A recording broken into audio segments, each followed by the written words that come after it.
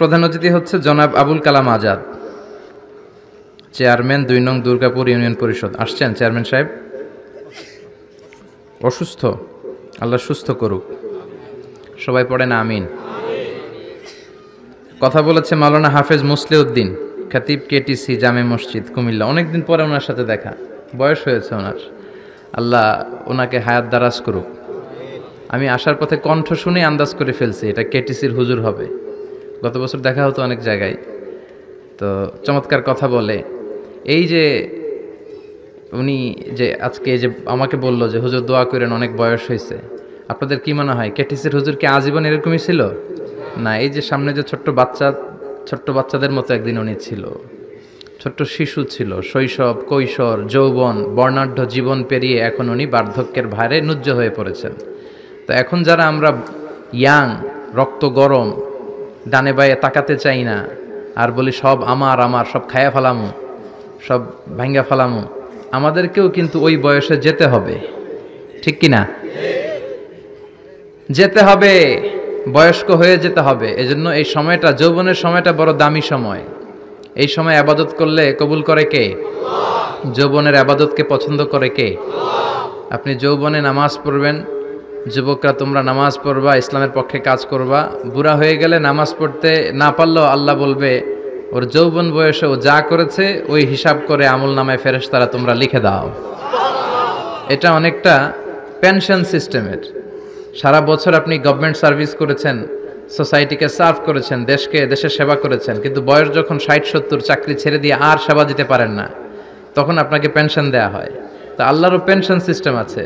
আপনি যুবক বয়সে যদি আবাদত করেন, বার্ধক্যের ভারে কোমরে ব্যথা, মাজায় ব্যথা, মসজিদে যেতে না পারলেও প্রতি ওয়াক্তের জামাতের সওয়াব আপনার আমল নামায় দিবে কে? এজন্য যুবকরা, তোমাদের মধ্যে আছে অনেক শক্তি, অনেক সম্ভাবনা, তোমাদের মধ্যে আছে প্রাণ ঢালা উচ্ছ্বাস। এই উচ্ছ্বাসগুলোকে ইসলামের কাজে লাগাতে হবে, ইসলামের পক্ষে লাগাইতে হবে। শাহবাগে যায় উল্টাপাল্টা মিছিল দিলে চলবে না, যেরকম ঠিক কিনা? তোমাদের মিছিল হবে কোরআনের পক্ষে, তোমাদের মিছিল হবে ইসলামের পক্ষে, তোমাদের মিছিল হবে মানবতার পক্ষে। আল্লাহ আমাদেরকে সহি সমঝ দান করুক। কথা বলেছে আলহাজ হযরত মাওলানা হাফেজ জসিমউদ্দিন সরকার। কথা বলেছে হযরত মাওলানা বেলাল হোসেন হেলালি। বেলাল ভাই আপনি না? মাশাআল্লাহ। ওনাকে চিনেন তো? খুব সুন্দর গলায় কথা বলে, মাশাআল্লাহ। গলাটা বড় তারেক মনোয়ারের মতো না? তারেক মনোয়ার ভাই দেশে নাই, আল্লাহ আরেক তারেক মনোয়ার হিসেবে কবুল করুক। আমি তখন দাখিলে পড়ি সবে মাত্র, তারেক ভাই এসেছিলেন আমাদের এলাকায়। তো আমাকে তেলাওয়াত করতে দেয়া হলো তারেক ভাইয়ের আগে। আমি তেলাওয়াত করলাম, ফাযকুরুনি আযকুরুকুম ওয়াশকুরুলি ওয়ালা তাকফুরুন। তো তারেক ভাই তাকিয়ে রইলেন। তেলাওয়াত শেষে বললেন যে আহসানতা আহসানতা, আলোচনার পরে দেখা করবে। উনি কিন্তু খুব সরাসরি কথা বলে ফেলে, খুব ঠোটকাটা মানুষ। তো আলোচনার পরে দেখা করলাম, বলল যে এটিএন বাংলায় আসতে হবে তোমাকে, আসবা? আমি বললাম অবশ্যই আসবো। তো কার্ড দিলেন, এটিএন বাংলায় গেলাম। 2006 বা 2007 কথা, লম্বা সময় গল্প করলাম। ওনার আলোচনার আগে একটা তেলাওয়াত নিলেন। তারপর আমাদের এলাকায় 6 দিন ব্যাপী ইসলামী সমাজ কল্যাণ পরিষদের প্রোগ্রাম হয়। তো তারেক ভাইয়ের একবার হার্টে ব্যথা, উনি একদিন আগে লন্ডনে চলে গেলেন। তো ওই প্রোগ্রামে কমিটি বলল কারি দিয়ে ওই প্রোগ্রাম চালাই, কি করা যায়? তো ওদিকে তো সব আমার চাচা। তো এক চাচা বলতেছে গত পরশুদিন যে একটা ছেলে আলোচনা করছে আমাদের এলাকার, ওরে দিয়ে চালানো যাবে, ও কথা বললে পিছন থেকে লোকে বুঝবে না তারেক মনোয়ার না কে। তো আমাকে নিয়ে গেছে, আলহামদুলিল্লাহ ওই প্রোগ্রাম করলাম। তো এই হকের কথা যারা বলে তাদের জন্য আমাদের ভালোবাসা আছে না নাই? অনেক এমপি মন্ত্রী দেখবেন লোকজন পছন্দ করে না, সবাই খারাপ না, অনেক এমপি মন্ত্রী আছে ইসলামের জন্য কাজ করে, ঠিক কিনা? কিন্তু অনেক এমপি মন্ত্রী স্টেজে আসলে লোকজন জুতা মারে, আছে না নাই? আমরা যারা দাঈ ইলাল্লাহ, আমাদের হয়তো এত দাপট নাই, এত টাকা পয়সা নাই, কিন্তু যেটা আছে সেটা হচ্ছে আপনাদের ভালোবাসা। এটাই আমাদের সম্বল। মানুষের প্রাণ ঢালা যে ভালোবাসা আমাদের জন্য আপনারা দেখান, এটাই আমাদের জীবন উজালা করে দিতে পারে, ঠিক কিনা? আল্লাহ আমাদের মাওলানা হাফেজ বেলাল ভাইকেও কবুল করুক, আমরা পড়ি আমিন। আজকে সভাপতি হযরত মাওলানা হাফেজ আব্দুল মতিন, খতিব আড়াইওরা। খুব খুশি হলাম যে খতিব সাহেবকে আপনারা সভাপতি করেছেন। এই ট্র্যাডিশনটা চালু রাখবেন, আলেমদেরকে সভাপতি করবেন। আলেমদের উপরে কেউ সভাপতি হতে পারবে না। ইমাম সাহেবের আন্ডারে কমিটির আন্ডারে ইমাম সাহেব না, জোরে কোন ঠিক কিনা? এই ট্র্যাডিশন যতদিন চালু করবেন না, এদেশে ভূমিকম্প থাকবে, আযাব থাকবে, গজব থাকবে, সিডর, আইলা, মহাসেন, নার্গিস, বন্যা এগুলো থাকবে। আর যখন আলেমদেরকে সভাপতি বানাতে শুরু করবেন তখন ইমাম মাহাদির আগমন ঘটে যাবে, ঠিক কি না?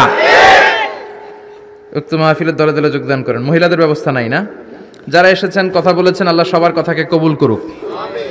এই মাহফিলটাকে আমাদের নাজাতের ওসিলা বানাক। আপনাদের জন্য তাবাররুকের ব্যবস্থা আছে, খুশি না বেজার?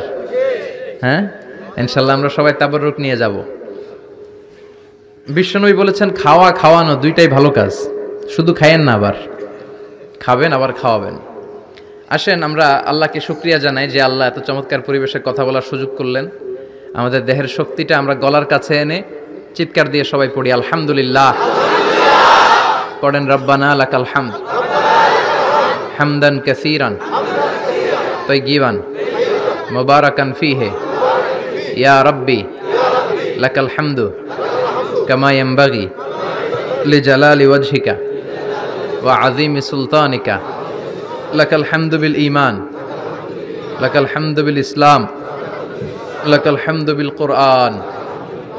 প্রশংসা করলাম কার? জিকির করলাম কার? সব সময় প্রশংসা করবেন কার? মনে থাকবে তো? আসেন সে আল্লাহর নামে আমরা 3টা তাকবীর পড়ি। আমি পড়ব লিল্লাহি তাকবীর, আপনারা পড়বেন আল্লাহু আকবার। অনেক উঁচু আওয়াজে পড়তে হবে যাতে করে এখনো যারা আসে নাই তারা যাতে বুঝতে পারে আমরা এখানে আসি। দেয়া যাবে তো তাকবীর? উঁচু গলায় দেন লিল্লাহি তাকবীর, লিল্লাহি তাকবীর, লিল্লাহি তাকবীর। আল্লাহ আমাদের তাকবীরকে কবুল করুক, মিজানের পাল্লায় উহুদ পাহাড়ের সমান ভারী করে দেখ।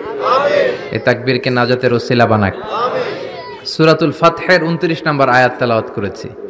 অনেক রাত, আর শহরের ভেতরে নাকি এত রাতে কথাও বলা যায় না। দেখি এই আয়াতের আলোকে কয়েক মিনিট আপনাদের সাথে কিছু কথা শেয়ার করব ইনশাআল্লাহ।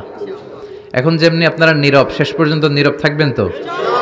দোয়া নিয়ে তাবাররুক নিয়ে যাবেন তো? মাঝখান দিয়ে ওঠা বসা করবেন না তো?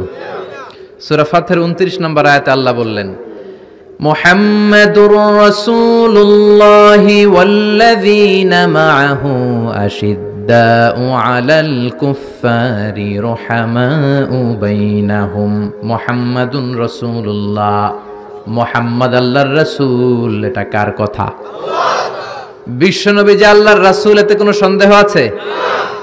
সন্দেহ থাকলে কি ঈমান থাকবে? তিনি হলেন আল্লাহর রাসূল। বিশ্বনবী নিজেকে রাসূল বলে পরিচয় দিতেন। বিশ্বনবী বলতেন না আমি বাতিলের আতঙ্ক, বিশ্বনবী বলতেন না আমি সারা বিশ্বে আলোড়ন সৃষ্টিকারী। বিশ্বনবী বলতেন আমি রাসূলুল্লাহ। আমি কি? সুন্দর লাগে না নামটা? রাসূলুল্লাহ। আবার বিশ্বনবী নিজেকে আব্দ বলে পরিচয় দিতেন, মানে গোলাম। বিশ্বনবী গোটা বিশ্বের সবচেয়ে অ্যামেজিং পার্সোনালিটি, অ্যামেজিং ক্যারেক্টারিস্টিক্স। বিশ্বনবীর চাইতে সেরা, বিশ্বনবীর চাইতে মহান মানুষ পৃথিবীতে দ্বিতীয়টা আছে নাকি? তারপরও বিশ্বনবী নিজেকে বলতেন ইন্নী আব্দুল্লাহ, আমি হলাম আল্লাহর গোলাম। গোলাম বলতে পছন্দ করতেন, নিজেকে ছোট করতে পছন্দ করতেন। এজন্য আমরা নামাজে বলি আশহাদু আল্লা ইলাহা ইল্লাল্লাহ ওয়া আশহাদু আন্না মুহাম্মাদান আবদুহু। তিনি আল্লাহর রাসূল, তিনি আল্লাহর গোলাম। বিশ্বনবী দোয়াতে বলতেন আল্লাহুম্মা ইন্নী আবদুক, ও আল্লাহ আমি আপনার গোলাম। নিজেরে বাতিলের আতঙ্ক বলতেন না, বলতেন গোলাম, আমি গোলাম। আল্লাহুম্মা ইন্নী আবদুক, ও আল্লাহ আমি আপনার গোলাম। ওয়াবনু আবদিক, গোলামের ঘরের গোলাম, মানে আমার বাবা আব্দুল্লাহ আপনার গোলাম। ওয়াবনু আমাতিক, বান্দির ঘরের গোলাম, মানে আমার মা আমেনাও আপনার বান্দি। আমি গোলাম, গোলামের ঘরের গোলাম, আমার 14 গোষ্ঠী আপনার গোলাম। আল্লাহু আকবার। বিশ্বনবী বলতেন আমি গোলাম, আমার বাবা গোলাম, আমার দাদা গোলাম, আমার দাদার দাদাও গোলাম, আমরা গোলাম গোষ্ঠীর। কিন্তু আমরা নিজেদেরকে ছোট করতে চাই না। আমরা কই সব আমার, আমি বাতিলের আতঙ্ক, সব আমার বলি না। কিন্তু বিশ্বনবী বলতেন না আল্লাহ আমি আপনার গোলাম। আর বলতেন আল্লাহ আমারে আপনি ছোট বানান, আমার চোখে বড় বানান, মানুষের চোখে। সুবহানাল্লাহ। আল্লাহুম্মা জাআলনি শাকুরা ওয়া জাআলনি সাবুরা ওয়া জাআলনি ফি আইনি সাগীরা ওয়া ফি আয়ুনিন নাসি কাবীরা। ও আল্লাহ আপনি আমারে শুকরগুজার বানান, ধৈর্য ধারণকারী বানান। আমার চোখে আপনি আমারে ছোট বানান, মানুষের চোখে আপনি আমারে বড় বানান।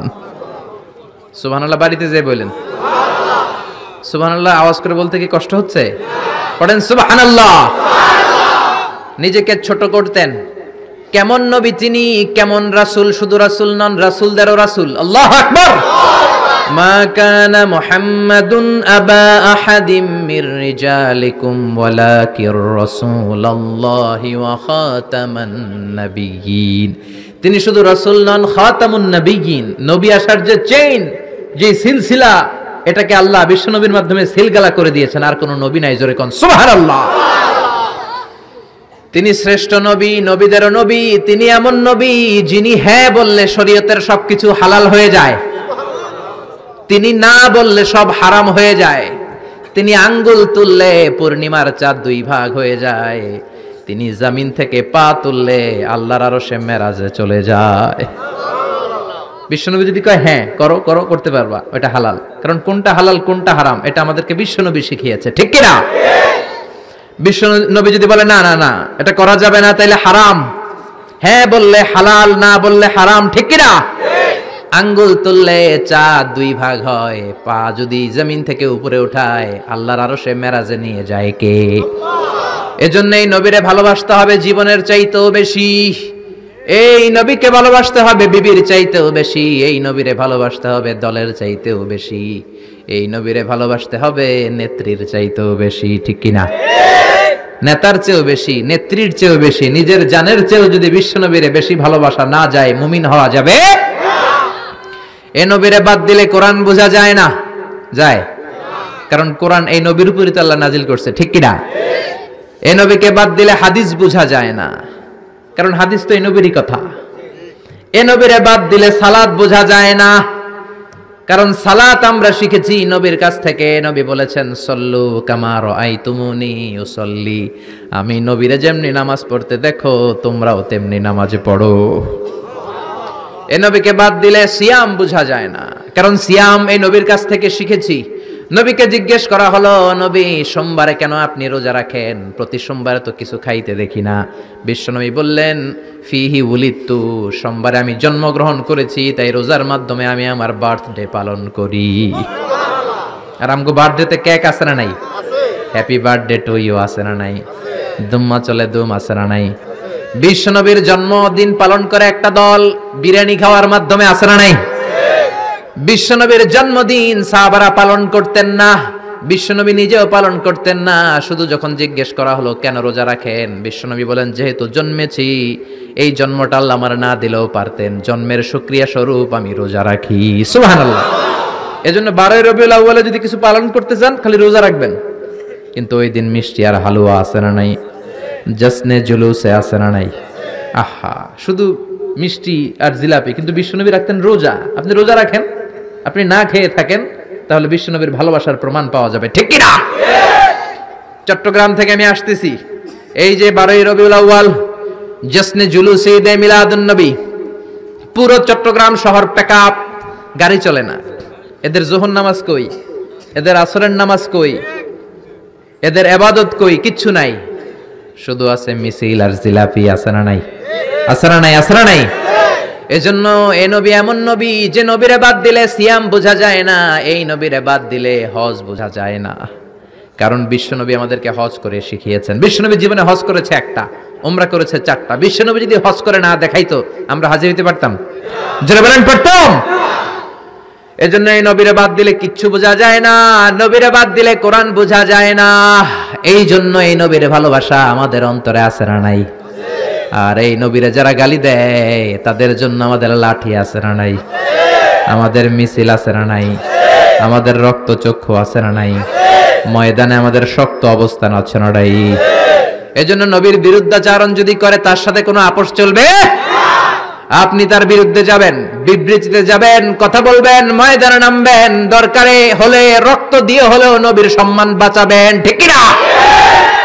বিশ্বনবীর গালি দেয়, বিশ্বনবীর বিরুদ্ধে পেজ বানায়, ব্লগে লেখে, বিশ্বনবীর পারিবারিক জীবন নিয়ে কথা বলে, এগুলো পিতৃ পরিচয়হীন জারদ সন্তান, এগুলো জাহান্নামের নরকীট, এগুলো মানুষ নামের পশু। চিল্লায় বলেন ঠিক কি না? কয়েকটা জায়গায় আমরা বলো দুর্বল। কোরআনের গালি দিলে আমাদের সহ্য হয় না, নবীরে গালি দিলে সহ্য হয় না। নবীরে গালি দিলে আমাদের কলিজায় আগুন লাগে কি লাগে না?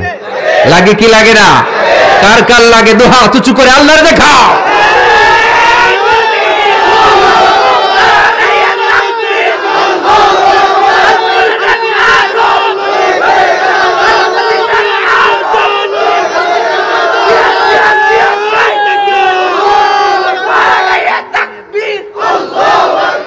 আল্লাহ আমাদের স্লোগানকে কবুল করো, আমিন। নবীর জন্য যে ভালোবাসা, এই ভালোবাসার কারণে নবীর শাফায়াত আমাদের নসিব করে, পড়েন আমিন।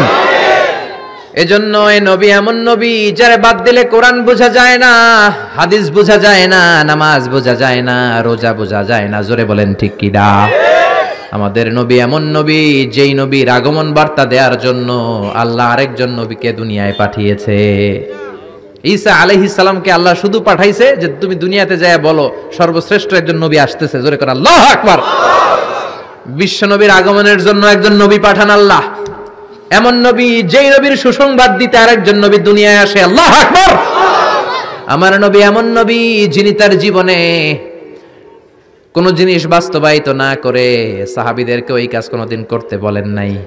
আগে নিজের জীবনে করেছেন, তারপরে অন্যদের বলেছেন। সুবহানাল্লাহ।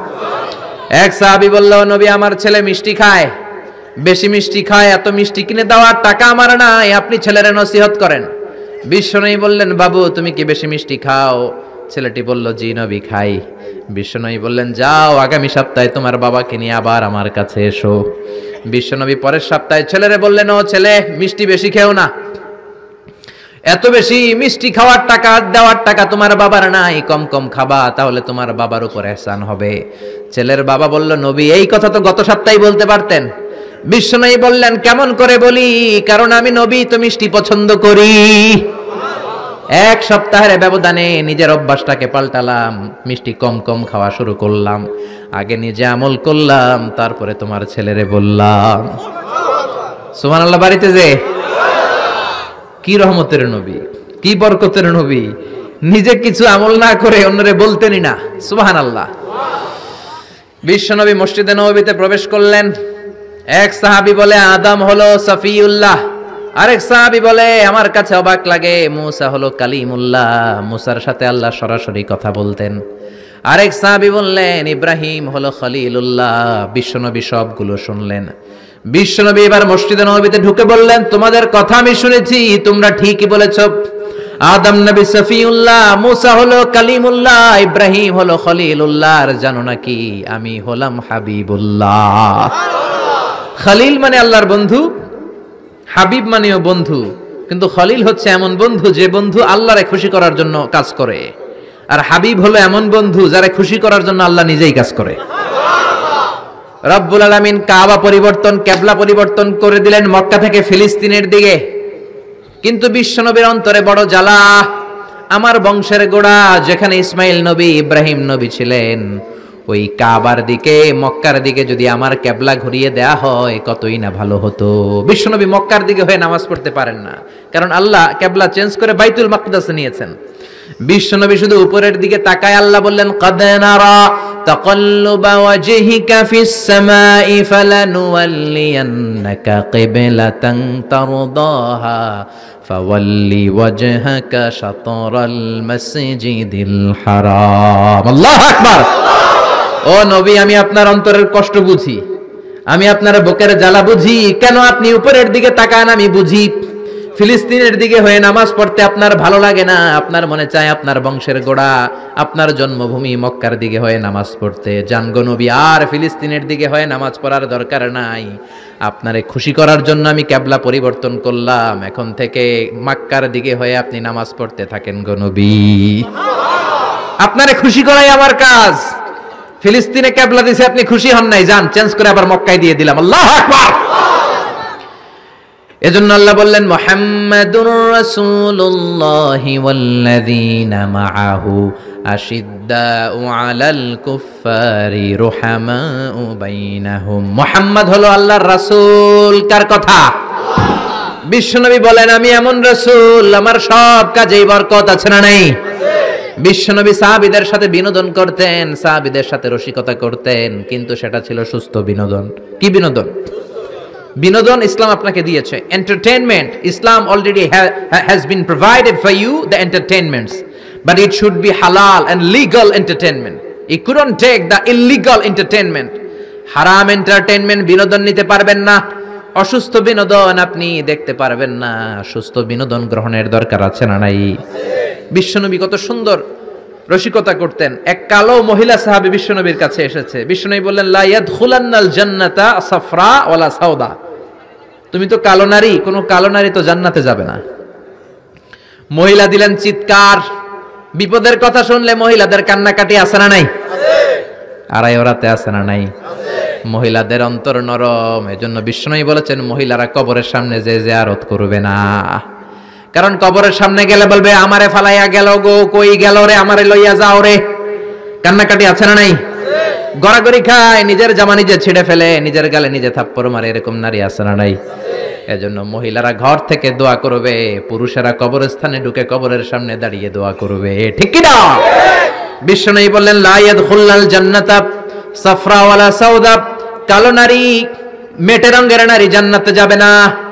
মহিলা কান্না শুরু করে দিল। মহিলা বলল নবী আপনি বলেছেন আল মারআতু ইযা সাল্লাত খামসাহা, কোন নারী যদি নামাজ পড়ে, ওয়া সামাত শাহরাহা, যদি রোজা রাখে, আতাআত বালাহা, স্বামীর আনুগত্য করে, হাফিজাত ফুরুজাহা, লজ্জাস্থানের হেফাজত করে, কোন নারী যদি এই চারটা কাজ করে তার জন্য 8টা জান্নাতের দরজা খুলে দেয় কে? আল্লাহ। ও নবী আমি তো 4টাই করি, কালো হওয়ার কারণে কি আমি জান্নাতে যাব না? এটা কেমন কথা? বিষ্ণুই বললেন কেঁদো না, তুমি যখন জান্নাতে যাবা এরকম কালো থাকবা নাকি? তুমি তো পূর্ণিমার চাঁদের মতো হয়ে জান্নাতে ঢুকবা। তুমি যখন জান্নাতে ঢুকবে তোমার ঐশ্বরিয়া রায়ের মতো সুন্দরী করে দিবে কে? তুমি বিশ্ব সুন্দরী হবা।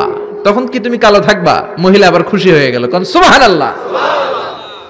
বিশ্বনবী সাহাবাদেরকে নিয়ে খেজুর খাচ্ছেন, সবাই খেজুর খেয়ে খেজুরের বিচি সামনে রাখে। বিশ্বনবী খেজুর খেয়ে বিচি সামনে রাখে না, পাশে ওনার মেয়ের জামাই আলী, আলীর বিচি সামনে রাখে। খাওয়ার পরে সবার সামনে বিচি সমান, নবীর সামনে কোনো বিচি নাই, আলীর সামনে বিচি বেশি। বিশ্বনবী বললেন মান মিন্না আকসারু মুতানাওয়ালান আর-রতাবা, চলো তো গুনি কার সামনে কতটা খেজুরের বিচি। খেজুরকে আরবিতে বলে আর-রতাব। খেজুরের যে কত আরবি আছে আপনি কল্পনাই করতে পারবেন না। উট আরব দেশে বেশি, তাই উটের আরবি আছে 400টা।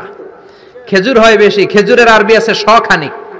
আমরা শুধু ওটের আরবি জানি কি জামাল, বাঈর, নাকা, এগুলো 400টা আরবি কাব্যগ্রন্থ পড়লে আপনি 400টা পাবেন মোট ওটের আরবি। তেমনি খেজুরকে আমরা জানি তামার। সৌদি আরব মিশরে তামার বললে চিনবেই না, বলতে হবে বালাহ। আতি কিলো বালাহ, 1 কেজি বালাহ দেন। বালাহ মানে খেজুর, তামার মানে খেজুর, রতাব মানে খেজুর। কোরআনে আছে রতাবান জানিয়া। মারিয়াম যখন সাইয়েদনা ঈসা আলাইহিস সালামকে প্রসব করলে আর করলো কে? আল্লাহ। এই জন্য যে সমস্ত নারীরা পেটের মধ্যে বাচ্চা আছে, সন্তান সম্ভবা, তারা খেজুর খাবেন। বাচ্চারে সুস্থ রাখবে কে? আল্লাহ। আবার মক্কায় মদিনাতে নতুন বাচ্চা জন্ম নিলে বিশ্বনবী বাচ্চার কাছে যে খেজুর খেয়ে খেজুর মিশ্রিত বিশ্বনবীর মুখের লালা বাচ্চার মুখে লাগিয়ে দিত। আল্লাহু আকবার। বিশ্বনবী সাহাবাদের বললেন মান মিন্না আকসারু মুতানাওয়ালান আর-রতাবা, চলো কে বেশি রতাব খেয়েছে মানে খেজুর খেয়েছে গুনি। গুনতে শুরু করা হলো। সবচেয়ে বেশি দেখা গেল সাইয়েদনা আলীর সামনে। বিশ্বনবী বললেন দেখো আল্লাহ কি খাদক জামাই আমাকে দিয়েছে, এমন খাইতে পারে, সবার সামনে বিচি কম, আলীর সামনে বিচি ডবল। এখন আলী কি বলবে? আলী বলে আমার শ্বশুরও কম খাইতে পারে না, দেখো সবার সামনে বিচি আছে আর আমার শ্বশুর বিশ্বনবীর সামনে কোনো বিচিই নাই, তার মানে খেজুর খাওয়ার সময় উনি বিচি সহ মেরে দিয়েছে। তাহলে বিশ্বনবীর বিনোদন সুস্থ বিনোদন, চিল্লায় বলেন ঠিক কিনা? আবার বিশ্বনবী বলতেন উতিতু খামসান লাম ইয়াতাহুন্না নাবিয়্যুন ক্বাবলি, এমন 5টা জিনিস রব্বুল আলামিন আমাকে দিয়েছে, আমার আগে কোন নবীকে আল্লাহ এই 5টা জিনিস দেয় নাই। সুবহানাল্লাহ। 1 নম্বরে নুসিরতু বির-রু'বি মাসিরাতা শাহর, ভয় দিয়ে আল্লাহ আমারে সাহায্য করেছে। আমার ডানে বায়ে সামনে পেছনে 1 মাসের রাস্তার মধ্যে যদি কোনো কাফেরের রান্ডা বাচ্চা থাকে, আমার ভয়ে তাদের অন্তরে ধুকধুকানি বাড়ায় দেয় কে? নবী যেখানে অবস্থান করতেন তার ডানে বায়ে সামনে পেছনে 1 মাসের এরিয়ার মধ্যে যদি কোনো কাফির থাকতো, মুশরিক থাকতো, বিষ্ণুবীর ভয়ে ঘুমের মধ্যে লাফ দিয়ে উঠতো। আল্লাহু আকবার। 2 নম্বরে বিশ্বনবী বললেন জুইলাত লিয়াল আরদু কুল্লুহা মসজিদান ওয়া তাহুরা, আমার জন্য আল্লাহ গোটা বিশ্বটাকে মসজিদ বানিয়ে দিয়েছে। গোটা বিশ্বটা মসজিদ। মসজিদ মানে মাকানুস সুজুদ, সিজদার জায়গা। যেখানেই সিজদা দেন কবুল করবে কে? আল্লাহ। নূহ আলাইহিস সালামের জামানায় যেই কোনো জায়গায় নামাজ পড়লে কবুল হতো না, মসজিদে যেয়ে পড়া লাগতো।